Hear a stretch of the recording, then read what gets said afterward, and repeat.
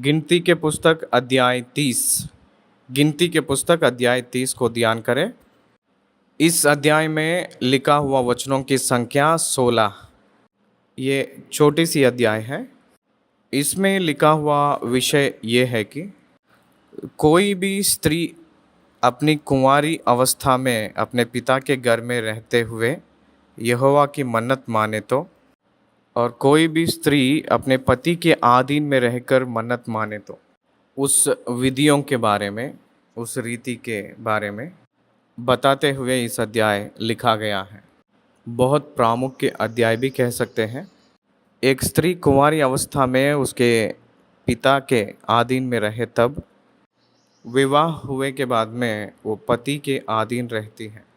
साधारण तौर पर उस दिनों में देखेंगे तो पति, पिता, पुत्र, ये तीन ही लोग ही अर्निंग पर्सन्स के रूप में रहते थे। इसलिए उन लोग अर्न करके जो कमा के लाते हैं, जो इन लोग कमा के जो ला के घर पे देते हैं, उसी को लेकर ये लोग अर्पण के रूप में देना पड़ता था। अगर मान लीजिए यही स्त्री कुंवारी के समय, बचपन में कुंवारी के समय रहे तब, या वो पत्नी बने के बाद, या माता के रूप में रहे, सो जब माता के रूप में जब रहे तो उस विषय के बारे में तो यहाँ तो नहीं लिखा है। एक मन्नत यदि उन लोग करना है तो, परमेश्वर उसको अंगीकार करना है तो, consent of their father and there husband, ये बहुत प्रामुख्य है। पिता यकीन करना है और पति यकीन करना है, तभी पिता मानना है और पति मानना है, तभी परमेश्वर उसको एक्सेप्ट करेंगे। पढ़ेंगे पहली आयत, देखिए। फिर मूसा ने इस्राएली गोत्रों के मुख्य मुख्य पुरुषों से कहा, यहोवा ने यह आज्ञा दी है। मूसा ने इंडिपेंडेंटली कोई कुछ नहीं कहा है और कभी भी नहीं कहेगा भी। ये हम लोग सीखना है। वैसे ही यीशु मसीह भी इंडिपेंडेंटली कुछ भी नहीं कहे कहकर यीशु मसीह स्वयं कहे थे, मैंने मेरी खुद की बातें नहीं कह रहा हूँ, मेरे पिता की बातें ही कह रहा हूँ कहकर कहे थे। मूसा भी वैसे हैं, यीशु मसीह भी वैसे ही हैं। देखिए, यहोवा ने यह आज्ञा दी है, जब कोई पुरुष यहोवा की मन्नत माने या अपने आप को वाचा से बांधने के लिए शपथ खाए तो वह अपना वचन ना टाले। जो कुछ उसके मुंह से निकला हो उसके अनुसार वह करे। वेरी इम्पोर्टेंट है, वेरी इम्पोर्टेंट। अगर वो वचन देगा तो उस वचन को पूरा करना है। शपथ खाए तो उस शपथ को पूरा करना है। ये परमेश्वर के पुत्रों की गुण है। इसको ईमानदारी कहते हैं, इंटीग्रिटी। परमेश्वर ईमानदार है। वादा कुछ भी देंगे तो वो ज़रूर पूरा करेंगे। बात को बदलने वाला नहीं, झूठ बोलने वाला नहीं। विश्वासी झूठ बोलने जैसे, बात बदले जैसे नहीं रहना चाहिए। अगर शपथ खाया है तो उसकी दास होना ही है, बातों के ऊपर निर्भर होना है, बात को पूरा ही करना है। इसलिए कोई भी मन्नत मांगे तो उसको पूरा ही करना है। पौलुस ने उद्धार पाए के बाद में एक मन्नत को पूरा किए हैं। कंक्रिया में अपने बालों को वो समर्पण किए थे। उसके चेलों ने अपने बाल को अर्पण किए थे। उस संदर्भ में ये कब की मन्नत है? Before he converted. उस व्यक्ति ने मन्नत मान लिया था जब उद्धार नहीं पाए पहले।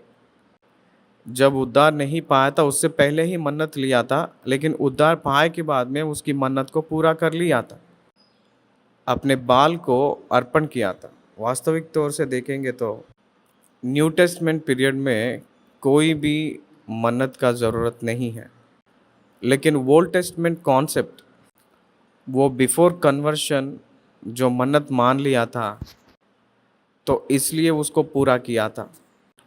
परमेश्वर को वादा किया था, उसको पूरा किया था। उस विषय में पीछे मत हटो कहकर कहते हैं। व्यवस्था कह रही है, यहोवा की मन्नत माने या अपने आप को वाचा से बांधने के लिए शपथ खाए तो वह अपना वचन ना टाले। जो कुछ उसके मुंह से निकला हो उसके अनुसार वह करे। कंप्लीटली वो परमेश्वर के सामने जो कहता है वो पूरा करना है। मलाकी ग्रंथ में परमेश्वर एक बात पूछे थे, आप लोग मेरे पास चोरी कर रहे हैं कहकर कहे थे। वो क्या बात है? दशमा अंश ना देकर, दशम भाग ना देकर आप लोग मेरे पास चोरी कर रहे हैं कहे थे। क्योंकि इसको कौन कबूल किए पता है? उत्पत्ति के पुस्तक 28 अध्याय की 15 आयत में बेतेल जगह में इस्राएली लोग 12 गोत्र ना रहे तब की बात है, जब याकूब को शादी ही नहीं हुआ था, विवाह नहीं हुआ था। तब याकूब ने बेतेल जगह पे परमेश्वर से मन्नत मान लिया था कि मेरे हर एक कमाई में दशवांश दूंगा कहकर मन्नत मान लिया था। इसलिए यहाँ दशमा अंश परमेश्वर मांगा हुआ नहीं, मन्नत माना हुआ। एक विश्वासी परमेश्वर से कमिटमेंट किया हुआ देने का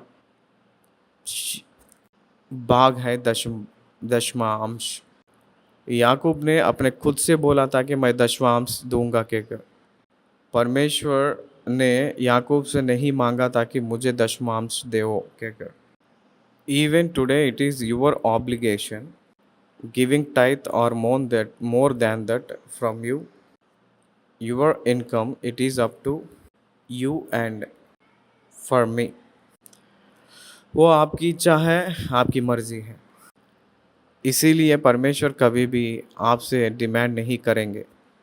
धन्यवाद के रूप में दशवांश दूंगा कहकर कहा था। इसलिए ना देने के कारण परमेश्वर ने उनकी संतान को, याकूब की संतान को कह रहे हैं कि आप लोग मेरे पास चोरी कर रहे हो। आप देकर परखिए, इस शर्त के हिसाब से आप लोग देकर परखिए। मैंने आपको आकाश की झरोखों को खोलकर बहुतायत से मैं आपके बरसाऊंगा कहकर कहे थे। इसलिए कमिटमेंट बिफोर गॉड। यफ्था अपने पुत्री को समर्पण कर डाला था। नर बलि दे दिया है कहकर नहीं, लेकिन वो परमेश्वर की सेवा के लिए दे दिया था। वो विवाह ना होकर वैसे ही रह गई थी। उस कारण के वजह से उसका संतान बाद में लिस्ट में नहीं आ पाया। इसलिए वादा किया तो उसको पूरा करना है। अगर मन्नत माने तो उसको पूरा करना है। नाजीर का मतलब परमेश्वर से मन्नत है। वो मन्नत लाइफ टाइम रहे तो लाइफ टाइम परिपूर्ण करना ही पड़ेगा। इसलिए कुछ काल तक या लाइफ टाइम तक ऐसे मन्नतें रहेंगे, उस प्रकार किए तो वो पूरा ही करना है, पीछे कदम डालने के लिए नहीं है। अगर कोई एक स्त्री मन्नत माने तो उसके बारे में कहा गया है, पढ़ेंगे 3 वचन से। और जब कोई स्त्री अपनी कुंवारी अवस्था में अपने पिता के घर में रहते हुए यहोवा की मन्नत माने या अपने को वाचा में बांधे, तो यदि उसका पिता उसकी मन्नत या उसका वह वचन सुनकर जिससे उसने अपने आप को बांधा हो उससे कुछ ना कहे, तब तो उसकी सब मन्नतें स्थिर बनी रहे और कोई बंधन क्यों ना हो जिससे उसने अपने आप को बांधा हो वह भी स्थिर रहे। ओके, आई एक्सेप्टेड कहकर पिता ने कहे तो, अगर नहीं कहकर कहे तो पिता ने, परमेश्वर भी उसको नहीं ध्यान करेंगे। परंतु यदि उसका पिता उसके सुनकर उसी दिन उसको मना करे तो उसकी मन्नतें या और प्रकार के बंधन जिनसे उसने अपने आप को बांधा हो उनमें से एक भी स्थिर ना रहे, और यहोवा यह जानकर कि उस स्त्री के पिता ने उसे मना कर दिया है, उसका यह पाप क्षमा करेगा। समझ आ रहा होगा? जब पिता एक्सेप्ट करेगा तभी तो उस मन्नत को परमेश्वर भी एक्सेप्ट करेंगे। अगर उसके पिता मना कर दिया है तो उसकी मन्नत पूरा परमेश्वर क्षमा कर देगा कहकर लिखा है।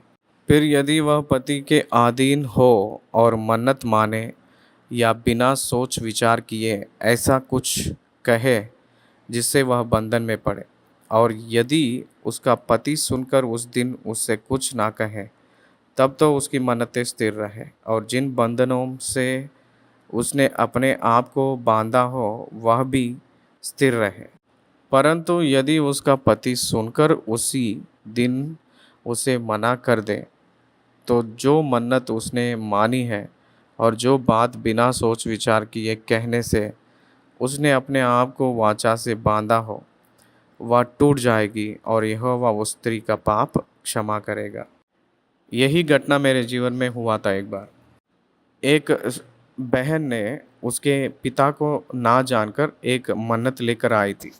मैं उस दिन यही अध्याय को प्रचार कर रहा था। May be it is in 2005 और 6 के बीच में, 15-16 साल के पिछले। तब बाइबल को सेकंड टाइम स्टार्ट किया था। 2001 में first time chapters without sums book complete किया था। 2005 और 6 के बीच में फिर से 2005 में फिर से सेकंड टाइम स्टार्ट किया था बाइबल को, चैप्टर बाय चैप्टर प्रचार कर रहा था। तब जो हुआ था घटना, ऑफिस को आके उस बहन ने एक मन्नत को लाए थे, ले लीजिए ये अमाउंट परमेश्वर का है कहकर कहे थे। मैं उसी दिन इस अध्याय में बहुत गंभीर रूप में प्रचार किया था।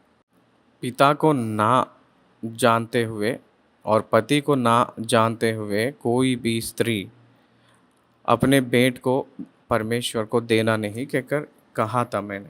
परमेश्वर को मन्नत नहीं मानना है, समर्पण नहीं करना है। ऐसे कहते ही वो लोग चकित हो गए थे, क्यों ऐसे कहे कहकर। बहुत से लोग लेते हैं ना, ये क्यों नहीं ले रहे हैं कहकर। ये उसके पति से शेयर किए तब वो बहुत से खुश हुए थे। अच्छा सेवक है वो, आप मुझे ना बताकर, इट इज़ फ्री विल, मैंने मना तो नहीं कर रहा हूँ, लेकिन उस व्यक्ति ने वैसे कहे थे इसलिए I am so happy. Instalments के रूप में उस अमाउंट को दे दो कहकर उसके पति ने उस बहन से कहे थे। उसके बाद उस बहन ने इंस्टॉलमेंट्स के रूप में वो बहन मुझे पे किए थे। उसके पति ने हमारे सेवकाई में बहुत एक ईमानदारी के साथ रहते थे। बाद में पत्नी पति की बात ना लेकर मन्नत मांगे तो व्यर्थ है वो। God will never accept it. ये हमें मूसा के व्यवस्था में इस प्रत्येक रूप की नियम कानून कहते हुए आए हैं, क्योंकि डिपेंडेंट इसलिए पति का आदेश लेना है, इसलिए इंडिपेंडेंट के रूप में वो अपने खुद स्वयं मन्नत मानना गलत बात है। वैसे स्वयं मन्नत मानकर लाना नहीं, उस मन्नत के वजह से परिवार में दिक्कत आ सकती है, परिवार की एकता खराब हो जाएगी, परिवार में डिवीजन नहीं आना है, डिससेंटिफिकेशन ना आना है। परमेश्वर को अर्पण करने के वजह से उस पति ने रोकेंगे तो कल उस परिवार में झगड़ा उत्पन्न हो सकता है। परमेश्वर अगर उसको यकीन कर लेंगे तो उस परिवार में कुछ आपत्तियां आ सकते हैं, झगड़ा आ सकता है, गलत समझ आ सकता है। परमेश्वर शांति का राजा है, झगड़ा का नहीं। याद रखिए, God is the God of all. Deceitful conflicts की कहाँ भी जगह नहीं है, ये हम लोग याद रखना है। फिर विधवा या त्यागी हुई स्त्री की मन्नत, डाइवर्सी हो या विडो हो। 9 आयत से, फिर विधवा या त्यागी हुई स्त्री की मन्नत या किसी प्रकार की वाचा का बंधन क्यों ना हो जिससे उसने अपने आप को बांधा हो, तो वह स्थिर ही रहे। फिर यदि कोई स्त्री अपने पति के घर में रहते मन्नत माने या शपथ खाकर अपने आप को बांधे और उसका पति सुनकर कुछ ना कहे और ना उसे मना करे, तब तो उसकी सब मन्नतें स्थिर बनी रहे और हर एक बंधन क्यों ना हो जिससे उसने अपने आप को बांधा हो वह स्थिर रहे। परंतु यदि उसका पति उसकी मन्नत आदि आदि सुनकर उसी दिन पूरी रीति से तोड़ दे, तो उसकी मन्नतें आदि जो कुछ उसके मुंह से अपने बंधन के विषय निकाला हो, उसमें से एक बात भी स्थिर ना रहे। उसके पति ने सब तोड़ दिया है, इसलिए यहोवा उस स्त्री का वह पाप क्षमा करेगा। कोई भी मन्नत या शपथ क्यों ना हो जिससे उस स्त्री ने अपने जीव को दुख देने की वाचा बांधी हो, उसको उसका पति चाहे तो दृढ़ करे और चाहे तो तोड़े। अर्थात यदि उसका पति दिन प्रतिदिन उसे कुछ भी ना कहे, तो वह उसकी सब मन्नतें आदि बंधनों को जिनसे वह बांधी हो दृढ़ कर देता है। उसने उनको दृढ़ किया है क्योंकि सुनने के दिन उसने कुछ नहीं कहा, और यदि वह उन्हें सुनकर पीछे तोड़ दे तो अपने स्त्री के अधर्म का भार वही उठाएगा। पति पत्नी के बीच और पिता और उसके घर में रहती हुई कुंवारी बेटी के बीच जिन विधियों की आज्ञा यहोवा ने मूसा को दी वे यही है। यहाँ तक इस अध्याय को समाप्त किए हैं। धन्यवाद।